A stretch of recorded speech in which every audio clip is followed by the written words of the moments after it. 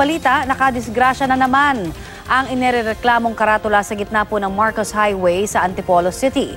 Balitang hatid ni Bam Alegre. Sugatan ng rider na si Mark Anthony Rematado at ang kanyang kapatid na si Angelo matapos silang sumalpok sa karatulang ito na nakatiwangwang sa gitna ng kalsada. Niwala raw itong early warning device kaya sila bumangga rito. Wala sa ayos yung pagkaano nila eh. Hindi niya napansin. Nahuli niya na napansin kaya medyo naikabig niya pa kaya sa gilid na lang siya tumama. Dapat kasi may mga sign man lang na may ginagawang ganyan kasi magkasunuran lang kami. Ganito katindi naging pinsala sa motorsiklo at ito ay sumalpok dito sa bahaging ito kung saan may nakatayo na karatula at sa sobrang lakas ng impact, yung binanggang karatula ay umabot na sa bahaging ito ng kalsada.